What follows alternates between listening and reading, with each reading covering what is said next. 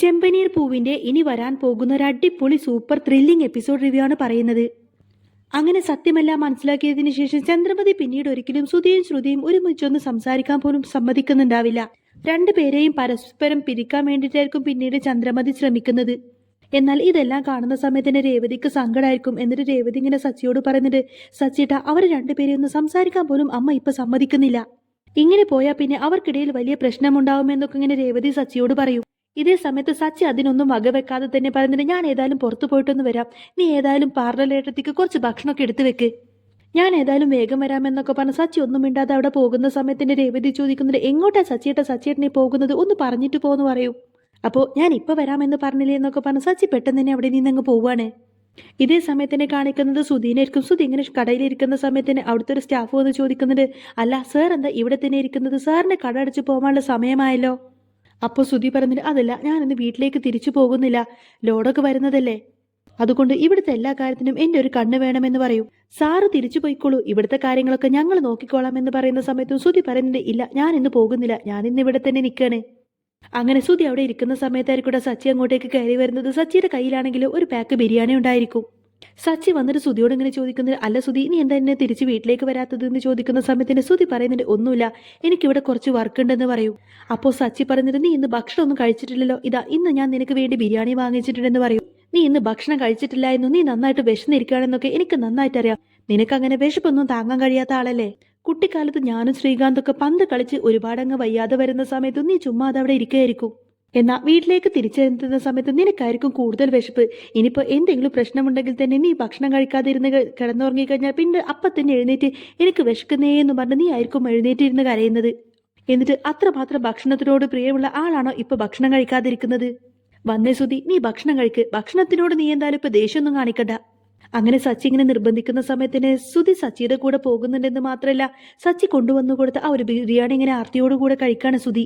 അങ്ങനെ സുധി ഇങ്ങനെ ആർത്തിയോടുകൂടെ ബിരിയാണി ഇങ്ങനെ വാരി വലിച്ച് കഴിക്കുന്നതും കണ്ടുകൊണ്ട് തന്നെ സച്ചി ചോദിക്കുന്നത്, ആഹാ, ഇത്രമാത്രം വിശപ്പുള്ള ആളാണോ ഇത്ര നേരം ഭക്ഷണം കഴിക്കാതിരുന്നത്? കുറച്ചു നേരം കൂടി കഴിഞ്ഞിരുന്നെങ്കിൽ ഈ അടുത്തുള്ള ഹോട്ടലൊക്കെ അടച്ചേനെ, അപ്പോൾ പിന്നെ ഭക്ഷണമൊന്നും കിട്ടാതെ പിന്നെ നീ എന്ത് ചെയ്തേനെ എന്നിങ്ങനെ സച്ചി ചോദിക്കുന്ന സമയത്തിന് ശ്രുതി ചോദിക്കുന്നത്, അല്ല ശ്രുതി ഇപ്പൊ ഭക്ഷണം കഴിച്ചു കാണോ?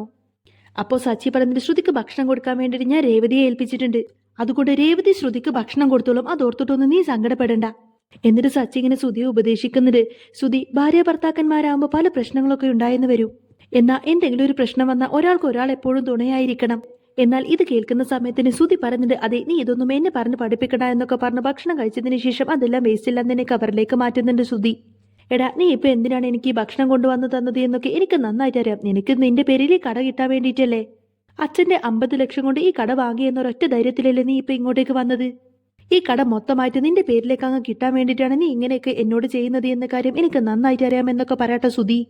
എന്നാൽ ഇത് കേൾക്കുന്ന സമയത്തിന് സച്ചിക്ക് അങ്ങ് ദേഷ്യം വരാണ്. സച്ചി പറഞ്ഞത്, ദേ സുധി, ഞാൻ ഒരു ദിവസമെങ്കിലും നിന്നെന്ന് ഏട്ടനായിട്ട് കാണാമെന്ന് വിചാരിച്ച് മാത്രമാണ് ഞാൻ വന്നത്. നീ പട്ടിണി കിടക്കണ്ടല്ലോ എന്ന് കരുതിയിട്ട് മാത്രം നീ ഭക്ഷണം കഴിക്കുന്ന സമയത്തിന് ഒരു അക്ഷരെങ്കിലും ചോദിച്ചോ? ഞാൻ കഴിച്ചോ എന്ന കാര്യമെങ്കിലും നീ എന്നോട് ചോദിച്ചോടാ. ഞാൻ പോലും ഒരു തുള്ളി ഭക്ഷണം കഴിക്കാതെയാണ് നിനക്ക് ഈ ഭക്ഷണം വാങ്ങിച്ചുകൊണ്ട് ഞാൻ ഇങ്ങോട്ടേക്ക് വന്നത്. നീക്ക് എന്ത് മനുഷ്യനാടാ, നിന്നെയൊന്നും ഒരിക്കലും ഒരു ഏട്ടനായിട്ട് കാണാൻ പോലും പറ്റില്ല. നിനക്ക് ഭക്ഷണം കൊണ്ടുവന്ന് തന്ന് എന്നെ വേണം പറയാനേ എന്നൊക്കെ പറഞ്ഞുകൊണ്ട് തന്നെ സങ്കടപ്പെട്ട് സച്ചിയെ ദേഷ്യപ്പെട്ട് അവിടെ നിന്നങ്ങ് പോകുന്നുണ്ട്. ഇതേ സമയത്തിന്റെ രേവതി ശ്രുതിക്കുള്ള ഭക്ഷണം കൊണ്ടുവന്ന് കൊടുക്കുന്നുണ്ട്. ചപ്പാത്തിയും കുറുമക്കറിയും കൊണ്ടുവന്ന് കൊടുത്തുകൊണ്ട് തന്നെ ശ്രുതിയോട് പറയുന്നുണ്ട്, ശ്രുതി, ഇനി നിനക്ക് ചപ്പാത്തി വേണമെങ്കിൽ ഞാൻ കൊണ്ടുവന്ന് തരാമെന്നൊക്കെ പറഞ്ഞ രേവതി അവിടെ നിന്ന് പോവും. അപ്പോൾ ശ്രുതി പറഞ്ഞിട്ട്, എനിക്കിത് മതി, എനിക്കിനി വേണ്ടാന്ന് പറയും. എന്നിട്ട് രേവതിയെ വിളിച്ചുകൊണ്ട് തന്നെ ശ്രുതി പറഞ്ഞിട്ട്, രേവതി, എനിക്കൊരു കാര്യം ചോദിക്കാനുണ്ട്. നീ ഇപ്പൊ ശരിക്കും എന്നോട് ഈ സ്നേഹം കാണിക്കുന്നതൊക്കെ ഉള്ളിൽ ചിരിച്ചോണ്ടല്ലേ എന്ന് ചോദിക്കും. ഇത്ര കാലം ആന്റി എപ്പോഴും ചീത്ത പറയുന്നതും തല്ലുന്നതൊക്കെ നിന്നെയായിരുന്നു, എന്നാൽ ഇന്ന് ആദ്യമായിട്ട് എന്നെ ആന്റി ചീത്ത പറയും തല്ലുമൊക്കെ ചെയ്തില്ലേ, അതൊക്കെ ഓർത്തിട്ട് നിന്റെ മനസ്സിലിപ്പോ സന്തോഷമല്ലേ എന്ന് ചോദിക്കാണ് ശ്രുതി. എന്നാൽ ഇത് കേൾക്കുന്ന സമയത്തിന് രേവതിക്ക് ദേഷ്യം വരട്ടെ. രേവതി പറയുന്നത്, ദേ ശ്രുതി, ഞാൻ എന്റെ സഹോദരിയെ പോലെ നിന്നെ കണ്ടിട്ടാണ് നിനക്കിതൊക്കെ കൊണ്ടുവന്ന് തന്നത്, അതുകൊണ്ട് നീ ഇപ്പൊ എന്നോട് എങ്ങനെയൊന്നും സംസാരിക്കേണ്ട ആവശ്യമില്ല. പിന്നെ നീ ചെയ്തത് വലിയൊരു തെറ്റ് തന്നെയാണ്, അതിന്റെ പേരിലാണ് ആന്റി നിന്നെ തല്ലും വഴക്ക് പറയുകയൊക്കെ ചെയ്തത്. പിന്നെ മറ്റൊരാൾക്ക് വിഷമം വരുന്ന സമയത്തിന് അത് കണ്ട് കളിയാക്കി ചിരിക്കലൊന്നല്ല എന്റെ സ്വഭാവം. ആ കാര്യം നീ ആദ്യം ഒന്ന് മനസ്സിലാക്ക്. നിനക്കൊക്കെ ചപ്പാത്തി കൊണ്ടുവന്ന് തന്ന എന്നെ വേണം തല്ലാൻ എന്നൊക്കെ പറഞ്ഞങ്ങനെ ദേഷ്യപ്പെടട്ടെ രേവതി. എന്നിട്ട് പറഞ്ഞിട്ട്, നിന്റെ ചപ്പാത്തി കഴുകൽ കഴിഞ്ഞാലേ നീ തന്നെ പാത്രം കൊണ്ടുപോയി കഴുകി വെക്കുമെന്നും പറയും. അങ്ങനെ രേവതി ശ്രുതിയോട് ദേഷ്യപ്പെട്ട് അവിടെ നിന്നങ്ങ് പോകുന്ന സമയത്തിന് ഇതെല്ലാം കണ്ടുകൊണ്ട് നിൽക്കുന്നുണ്ടായിരുന്നു ചന്ദ്രമതി. രേവതിയോടായിട്ട് ചന്ദ്രമതി ചോദിക്കുന്നുണ്ട്, അല്ല നീ എന്തിനാ അവളുടെ റൂമിലേക്ക് പോയത്? നീ അവൾക്ക് ഭക്ഷണം കൊണ്ടുപോയി കൊടുത്തോ? അപ്പോൾ ആ അതെ അമ്മേ, ഞാൻ കൊണ്ടു കൊടുത്തു എന്നിങ്ങനെ രേവതി പറയുന്ന സമയത്തിന് ചന്ദ്രമതി ചോദിക്കുന്നുണ്ട്, ആരോട് ചോദിച്ചിട്ട്? അവൾക്ക് ഭക്ഷണം വേണമെന്നുണ്ടെങ്കിൽ അവൾ തന്നെ ഇങ്ങ് എടുത്ത് കഴിച്ചോളൂ. നീ അവൾക്ക് അങ്ങോട്ട് കൊണ്ടുപോയി കൊടുക്കേണ്ട ആവശ്യമൊന്നുമില്ല എന്ന് പറയാട്ടോ. അപ്പൊ രേവതി പറഞ്ഞിട്ട്, അതിനിപ്പോ എന്താ പ്രശ്നം? അവൾക്ക് ഭക്ഷണം ഞാൻ അങ്ങോട്ടേക്ക് കൊണ്ടുവന്ന് കൊടുത്തു, അത് അവൾ കഴിച്ചു എന്ന് വിചാരിച്ചിട്ട് ഒരു പ്രശ്നവും വരാൻ പോകുന്നില്ല എന്ന് പറയും. അങ്ങനെ രേവതി അവിടെ നിന്ന് അങ്ങ് പോകുന്ന സമയത്തിന് ചന്ദ്രമതിക്ക് ദേഷ്യം വരട്ടോ. എന്നിട്ട് ചന്ദ്രമതി ഇങ്ങനെ പറഞ്ഞിട്ട്, കണ്ടില്ലേ അവളുടെ ഒരു അഹങ്കാരം കണ്ടില്ലേ? അവളിങ്ങനെ ചെയ്തെങ്കിൽ പിന്നെ മറ്റുള്ള അങ്ങനെയൊക്കെ ചെയ്തതിലല്ലേ അത്ഭുതമുള്ളൂ. എന്നാൽ ഇതേ സമയത്തിനെ കാണിക്കുന്നത് സച്ചിനായിരിക്കും. സച്ചി ഭയങ്കര ദേഷ്യത്തിൽ വീട്ടിലേക്ക് ഇങ്ങനെ കയറി വരുന്നുണ്ട് കേട്ടോ. രേവതിയെ കണ്ട ഉടനെ തന്നെ സച്ചി കയ്യിൽ നിന്ന് ചെരുപ്പ് ഊരി കൊടുത്ത് രേവതിയുടെ കയ്യിലേക്ക് കൊടുത്തുകൊണ്ട് തന്നെ പറഞ്ഞിട്ട്, അടിക്ക് രേവതി, നീ എന്നെ അടിക്കുന്ന് പറയും. അപ്പോൾ രേവതി ചോദിക്കുന്നുണ്ട്, എന്താ സച്ചിയേട്ട ഈ കാണിക്കുന്നത് എന്ന് ചോദിക്കും. സച്ചിയേട്ടൻ ആ ചെരുപ്പ് അങ്ങ് താഴെ ഇട്ടേന്ന് പറയുന്ന സമയത്ത് തന്നെ സച്ചി വീണ്ടും പറഞ്ഞിട്ട്, അടിക്ക് രേവതി, എന്നെ അടിക്ക് രേവതി, ഞാനിപ്പോൾ അങ്ങോട്ടേക്ക് പോയതിന് നീ എന്നെ അടിക്കണമെന്ന് പറയും. അപ്പോൾ രേവതി ചോദിക്കുന്നുണ്ട്, അതെന്താ സച്ചിയേട്ടാ? രേവതി, നിനക്കറിയോ ഞാൻ പോലും ഭക്ഷണം കഴിക്കാതെ അവന് ഭക്ഷണമായിട്ടാണ് ഞാൻ ഇവിടെ നിന്ന് പോയത്. അതിനെന്താ സച്ചിയേട്ടാ, അതൊരു നല്ല കാര്യമല്ലേ എന്ന് ചോദിക്കുന്ന സമയത്തിന് സച്ചി പറഞ്ഞിട്ട്, ആ നല്ല കാര്യം തന്നെയാണ് അതെനിക്ക്. പക്ഷേ ഞാൻ അവനക്ക് ഭക്ഷണം കൊണ്ടുപോയി കൊടുത്ത സമയത്തിന് അവൻ ആ ഭക്ഷണം മുഴുവൻ കഴിച്ചു. അതിനുശേഷം അവൻ എന്നോട് എന്താ പറഞ്ഞെന്നറിയോ? ഞാൻ അവന്റെ കട മോഹിച്ചിട്ടല്ലേ ഇതെല്ലാം തന്നെ അവന് വേണ്ടിയിട്ട് ഞാൻ ചെയ്യുന്നത് എന്ന്. അപ്പോൾ നീ ഒന്ന് ആലോചിച്ചു നോക്ക് അവന്റെ ബുദ്ധി ഏതുവരെ പോയെന്ന്. അപ്പോൾ രേവതി പറഞ്ഞിട്ട്, അങ്ങനെയാണെങ്കിൽ സച്ചിയേട്ടൻ ഈ ചെരുപ്പ് കയ്യിൽ പിടിക്ക്, എന്നിട്ട് എന്നെ 4 തല്ലിയെന്ന് പറയൂ. അപ്പോൾ എന്താ രേവതി, എന്താ കാര്യമെന്ന് ചോദിക്കുന്ന സമയത്തിന് രേവതി പറഞ്ഞിട്ട്, അതേ സച്ചിയേട്ടാ, അതേ അവസ്ഥ തന്നെയാണ് ഇപ്പൊ എനിക്കും ഉണ്ടായത്.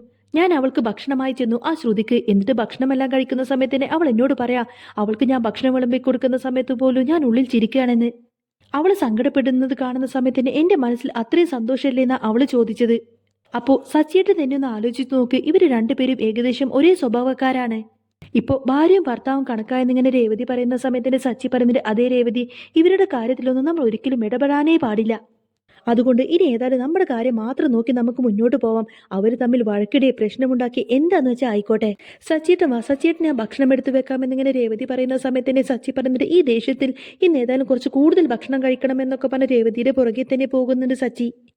പിന്നീട് കാണിക്കുന്നത് പിറ്റേ ദിവസം രാവിലെ സുധി ഷോറൂമിൽ നിന്ന് തിരിച്ച് വീട്ടിലേക്ക് എത്തുന്നുണ്ട്. ശ്രുതി വന്ന് ശ്രുതിയുടെ ഡോറിൽ ഇങ്ങനെ തട്ടി തട്ടി വിളിക്കുന്നുണ്ടെങ്കിലും ശ്രുതി ഡോറ് തുറക്കുന്നേ ഇല്ല. എന്നാൽ കുറേ അധികം നേരമായിട്ടും ശ്രുതി ഡോറ് തുറക്കാത്തത് ആ ഒരു ബഹളം കേട്ടുകൊണ്ട് തന്നെ സച്ചിയും ശ്രീകാന്തും വർഷയും അങ്ങനെ എല്ലാവരും അങ്ങോട്ടേക്ക് വരുന്നുണ്ട്. എന്നാൽ ബഹളം കേട്ടുകൊണ്ട് തന്നെ ചന്ദ്രമതി വന്ന് ചോദിക്കുന്നുണ്ട്, ശ്രുതി നീ എന്തിനാണ് ഇങ്ങനെ വിളിക്കുന്നത് എന്ന് ചോദിക്കുന്ന സമയത്തിന് ശ്രുതി പറയുന്നുണ്ട്, അത് പിന്നമ്മേ ശ്രുതി ഡോറ് തുറക്കുന്നില്ല എന്ന് പറയൂ. എന്നാൽ ഇത് കേൾക്കുന്ന സമയത്തിന് ചന്ദ്രമതി വന്നിട്ട് ഇങ്ങനെ ഡോറിൽ തട്ടി, ശ്രുതി വാതിൽ തുറക്ക് ശ്രുതി എന്ന് പറഞ്ഞിങ്ങനെ വിളിക്കുന്നുണ്ട്. എന്നാൽ കുറേ അധികം വിളിച്ചിട്ട് ശ്രുതി വാതിൽ തുറക്കാത്തത് കൊണ്ട് തന്നെ ആകെ കൂടെ ടെൻഷൻ അടിച്ചുകൊണ്ടായിരിക്കും ശ്രുതി നിൽക്കുന്നത്. അങ്ങനെ വീണ്ടും ചന്ദ്രമതി ഇങ്ങനെ മുട്ടി വിളിക്കുന്ന സമയത്തിന് കുറെ കഴിഞ്ഞതിന് ശേഷം ശ്രുതി അങ്ങ് വാതിൽ തുറക്കും.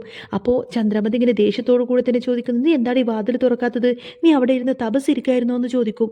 നിനക്ക് എന്താണ് ഡോറ് തുറക്കാൻ ഇത്ര സമയമെന്ന് ചോദിക്കുന്ന സമയത്തിന് ശ്രുതി പറയുന്നുണ്ട്, അത് പിന്നെ ഞാനൊന്നും അറിയാതെ ഉറങ്ങിപ്പോയി എന്ന് പറയും. ഓ, ഇനി നിനക്ക് ഉറങ്ങാലോ, അല്ലെങ്കിലും മറ്റുള്ളവരുടെ ഉറക്കം കൊടുത്തിട്ട് ഇനി നിനക്ക് ഇഷ്ടം പോലെ നേരം കിടന്നുറങ്ങാലോ എന്നൊക്കെ പറയട്ടെ ചന്ദ്ര. അപ്പോൾ ശ്രുതി പറഞ്ഞിട്ട്, അത് പിന്നെ ആൻറ്റി, ഇന്നലെ ഞാൻ ഒരുപാട് വൈകിട്ടാണ് കിടന്നത്, അതുകൊണ്ട് ഉറങ്ങിപ്പോയതാണെന്ന് പറയും. അപ്പോൾ ചന്ദ്രമതി പറഞ്ഞിട്ട്, ശ്രുതി നീ എത്രയും പെട്ടെന്ന് തന്നെ കുളിച്ച് റെഡിയായിക്കൊണ്ട് ഷോറൂമിലേക്ക് പോകാൻ നോക്ക് എന്നൊക്കെ പറഞ്ഞ് ശ്രുതി എവിടെ നിന്നും പറഞ്ഞയക്കുന്നുണ്ട്. ഏതായാലും ശ്രുതി നേരെ ശ്രുതിയോട് സംസാരിക്കാൻ വേണ്ടിയിട്ട് ശ്രുതിയുടെ അടുത്തേക്ക് ചെല്ലുന്ന സമയത്തിന് പെട്ടെന്ന് ചന്ദ്രമതി ശ്രുതിനെ അങ്ങ് വിളിക്കുന്നുണ്ട്.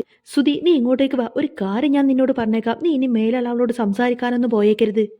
നീ പെട്ടെന്ന് തന്നെ കുളിച്ചൊരുങ്ങിയിട്ട് വേഗം ഷോറൂമിലേക്ക് പോവാൻ നോക്ക്. ഇനി മേലെ നീ എങ്ങാനും അവളോട് സംസാരിച്ചാൽ പിന്നെ നീ കാണാൻ പോകുന്നത് എൻ്റെ മറ്റൊരു മുഖമായിരിക്കും എന്നിങ്ങനെ ചന്ദ്രമതി പറയുന്നത് കേട്ടിട്ട് ആകെ പേടിച്ച് വിറച്ചുകൊണ്ട് തന്നെ ശ്രുതി വേഗം ഒരു ടവൽ എടുത്തുകൊണ്ട് തന്നെ ബാത്റൂമിലേക്ക് കുളിക്കാൻ പോകും. എന്നാൽ ശ്രുതി ബാത്റൂമിലേക്ക് കയറിയ ഉടനെ തന്നെ ശ്രുതി ചെന്നിട്ട് അവർ റൂമിന്റെ ഡോർ അടക്കാട്ടോ. ആ സമയത്തിന് ചന്ദ്രമതി ഡോർ ഇങ്ങനെ തട്ടി വിളിക്കുന്നുണ്ട്. എന്നിട്ട് ചോദിക്കുന്നുണ്ട്, എടി എന്തിനാണ് നീ ഇപ്പൊ ഡോർ അടച്ചത്? അതെ, ബെഡ്റൂമിന്റെ ഡോറൊന്നും അടക്കണ്ട. ഇനി നിന്നെ വിളിച്ചിട്ട് ഡോറ് തട്ടി തുറക്കാനൊന്നും എന്നെ കൊണ്ട് കിട്ടില്ല. ഇനി നീയെങ്ങാനും ഞാൻ വിളിച്ചിട്ട് ഡോറ് തുറന്നെങ്കിൽ എന്റെ വീടാണിത്, ഇത് കുത്തിപ്പൊളിക്കാനും എനിക്കറിയാം. അതുകൊണ്ട് നീ ആയിട്ട് ഈ റൂമിന്റെ ഡോർ അടക്കണ്ട എന്നിങ്ങനെ ചന്ദ്രമതി പറയുന്നത് കേട്ടിട്ട് ശ്രുതിക്ക് അങ്ങ് വല്ലാതാവുന്നുണ്ട് കേട്ടോ. എന്നാൽ ഇതെല്ലാം കണ്ടോണ്ട് നിൽക്കായിരിക്കും സച്ചിൻ, രേവതിയും ശ്രീകാന്തും വർഷയൊക്കെ. ചന്ദ്രമതി ഏതായാലും സത്യമെല്ലാം മനസ്സിലാക്കിയതിനു ശേഷം ചന്ദ്രമതിയുടെ മനസ്സിലുള്ള ദേഷ്യം മുഴുവൻ ശ്രുതിയുടെ മേൽക്ക് തന്നെയായിരിക്കും തീർക്കുന്നത്. ഇത്ര കാലം മലേഷ്യയിലെ വലിയ പണക്കാരിയാണ് എന്നൊക്കെ വിചാരിച്ച് തലയിലേറ്റിക്കൊണ്ടല്ലേ ചന്ദ്രമതി നടന്നിരുന്നത്. എന്നാൽ സത്യമല്ല മനസ്സിലാക്കിയതിനു ശേഷം പിന്നീട് അങ്ങോട്ടേക്ക് ശ്രുതിയെ കാണുന്നത് പോലും ചന്ദ്രമതിക്ക് ഭയങ്കര വെറുപ്പായിരിക്കും. ശ്രുതിയെയും ഒന്ന് തമ്മിൽ സംസാരിക്കാൻ പോലും ചന്ദ്രമതി അനുവദിക്കില്ല. പിന്നീട് അങ്ങനെ എല്ലാവരും രാവിലെ ബ്രേക്ക്ഫാസ്റ്റ് കഴിക്കാൻ വേണ്ടി ഡൈനിങ് ടേബിളിന്റെ അവിടെ വന്നിരിക്കുന്നുണ്ട്. രവീന്ദ്രനാണെങ്കിൽ നേരത്തെ തന്നെ അമ്പലത്തിലേക്ക് പോയി കാണും. അങ്ങനെ എല്ലാവരും ഭക്ഷണം കഴിക്കാൻ ഡൈനിങ് ടേബിളിൻ്റെ അവിടെ വന്നിരിക്കുന്ന സമയത്ത് തന്നെ വർഷം അങ്ങനെ ശ്രുതിയെ വിളിക്കുന്നുണ്ട്. ചേച്ചി ചേച്ചിയും കൂടെ വന്ന് ഭക്ഷണം കഴിക്കുമെന്ന് പറയും. അപ്പോഴേക്കും ശ്രുതി ഭക്ഷണം കഴിക്കാൻ വേണ്ടി ഡൈനിങ് ടേബിളിൻ്റെ അവിടെ വന്നിരിക്കുകയാണ്. അങ്ങനെ ശ്രുതി ഇരിക്കാൻ വേണ്ടി അങ്ങോട്ടേക്ക് വരുന്ന ഉടനെ തന്നെ ചന്ദ്രമതി അങ്ങോട്ടേക്ക് വന്നിട്ട് പറയുന്നുണ്ട്, എഴുന്നേൽക്കടി, നീ അവിടെ ഇരിക്കണ്ട, നീ ഇപ്പം ഞങ്ങളുടെ കൂടെ ഇരുന്ന് ഭക്ഷണം കഴിക്കണ്ട എന്ന് പറയട്ടെ ശ്രുതിയോട്. ഇത് കേട്ടുകൊണ്ടതിന് വർഷ ചോദിക്കുന്നത്, എന്താ ആൻറ്റി ഇത്? ശ്രുതിയും ഈ വീട്ടിൽ ഞങ്ങളെ പോലെ മരുമകളല്ലേ എന്ന് ചോദിക്കും. അവളോട് ആൻറ്റിക്ക് ഇങ്ങനെയൊക്കെ കാണിക്കാൻ പാടുണ്ടോ എന്നിങ്ങനെ വർഷ ചോദിക്കുന്ന സമയത്തിന് ചന്ദ്രമതി പറയുന്നത്, അതേ വർഷേ, നീ ഇതിൽ ഇടപെടണ്ട, ഇതെന്റെ വീടാണ്, ഇതെന്റെ തീരുമാനമാണ്. അതുകൊണ്ട് തന്നെ ഈ വീട്ടിൽ ആരെ എവിടെ നിർത്തണമെന്ന കാര്യം എനിക്കിപ്പോൾ നന്നായിട്ട് അറിയാം. അതുകൊണ്ട് ശ്രുതി ഏതായാലും ഇപ്പോൾ ശ്രുതിയുടെ കൂടെ ഇരുന്ന് ഭക്ഷണം കഴിക്കണ്ട എന്ന് പറയട്ടെ ചന്ദ്രമതി. എടി അങ്ങോട്ടേക്ക് മാറി നിൽക്കടി എന്നൊക്കെ പറഞ്ഞുകൊണ്ട് ശ്രുതി അവിടെ നിന്നും എഴുന്നേറ്റിപ്പിച്ച് അങ്ങ് മാറ്റി നിർത്തുന്നുണ്ട് ചന്ദ്ര. എന്നാൽ ഇതെല്ലാം കണ്ടിട്ട് സങ്കടം സഹിക്കാൻ കഴിയാതെ ശ്രുതി ഇങ്ങനെ കരഞ്ഞുകൊണ്ട് അവിടെ നിന്നങ്ങ് മാറി നിൽക്കും. എന്നാൽ ഇതെല്ലാം കാണുന്ന സമയത്തിന് വർഷ പറയുന്നുണ്ട്, ഇതിപ്പോൾ സ്കൂളിൽ എന്തോ വലിയ തെറ്റ് ചെയ്തിട്ട് കരഞ്ഞു മാറി നിൽക്കുന്നത് പോലെയാണ് എനിക്ക് തോന്നുന്നത് എന്ന് പറയും. അപ്പോൾ ശ്രുതി പറഞ്ഞിട്ട്, ആൻറ്റി ഞാനൊരു കാര്യം പറഞ്ഞേക്കാം, ഇനി ആൻറ്റിക്ക് എന്നോടുള്ള ദേഷ്യമൊക്കെ മാറി ആൻറ്റി എപ്പോഴാണോ എന്നോട് ഭക്ഷണം കഴിക്കാൻ പറയുന്നത് അപ്പോൾ മാത്രമേ ഞാൻ ഈ വീട്ടിൽ നിന്നും ഒരു ഭക്ഷണം പോലും കഴിക്കുള്ളൂ. അതുവരെ ഞാൻ ഏതായാലും ഇവിടെ നിന്ന് ഭക്ഷണം കഴിക്കില്ല എന്നിങ്ങനെ ശ്രുതി പറയുന്നത് കേട്ടുകൊണ്ട് തന്നെ സച്ചി പറയുന്നുണ്ട്, ആ പൗഡർ ഇട്ടിട്ട് ഇവിടെ നിന്ന് ഭക്ഷണം കഴിക്കുന്നില്ല എന്നുണ്ടെങ്കിൽ പുറത്തു പോയിട്ട് ഹോട്ടലിൽ നിന്ന് ഭക്ഷണം കഴിക്കാനല്ലേ എന്ന് ചോദിക്കും. അപ്പോൾ രേവതി പറഞ്ഞിട്ട്, ഒന്ന് മിണ്ടാതിരിക്ക് സച്ചി ഏട്ടാന്നിങ്ങനെ പറയുന്ന സമയത്തിന് ശ്രുതി അവിടെ നിന്ന് ബാഗ് എടുത്തിട്ട് ഇങ്ങനെ ജോലിക്ക് പോകാൻ ഇറങ്ങാൻ നിൽക്കുകയാണ്. ആ സമയത്തിന് ചന്ദ്രയോടായിട്ട് ശ്രുതി പറയുന്നുണ്ട്, അല്ലെങ്കിലും എനിക്കൊരു അമ്മയുണ്ടായിരുന്നെങ്കിൽ അമ്മയെങ്കിലും എന്നെ മനസ്സിലാക്കിയേനെ, ഇതിപ്പോൾ എനിക്ക് അമ്മയില്ലാത്തത് കൊണ്ടല്ലേ നിങ്ങൾ എല്ലാവരും എന്നോട് ഇങ്ങനെയൊക്കെ ചെയ്യുന്നത് എന്നൊക്കെ പറഞ്ഞ് സങ്കടപ്പെട്ട് ശ്രുതി അവിടെ നിന്ന് പടിയിറങ്ങി പോവും. അങ്ങനെ എല്ലാ തരത്തിലും ചന്ദ്രമതി ഇങ്ങനെ ശ്രുതിയെ ഒഴിവാക്കുന്നത് കണ്ടിട്ട് ഒട്ടും തന്നെ സഹിക്കാൻ കഴിയാതെ നിൽക്കുമായിരിക്കട്ടെ ശ്രുതി. അങ്ങനെ ചെമ്പനീർ പൂവിൽ ഇനി അടിപൊളിയായിട്ടുള്ള ത്രില്ലിംഗ് ആയിട്ടുള്ള സൂപ്പർ ആയിട്ടുള്ള എപ്പിസോഡൊക്കെ തന്നെയാണ് വരാൻ പോകുന്നത്. അപ്പോൾ നിങ്ങൾക്ക് ഈ ഒരു ചാനൽ ഇഷ്ടമായെങ്കിൽ സബ്സ്ക്രൈബ് ചെയ്യാനും സപ്പോർട്ട് ചെയ്യാനൊന്നും മറക്കില്ല.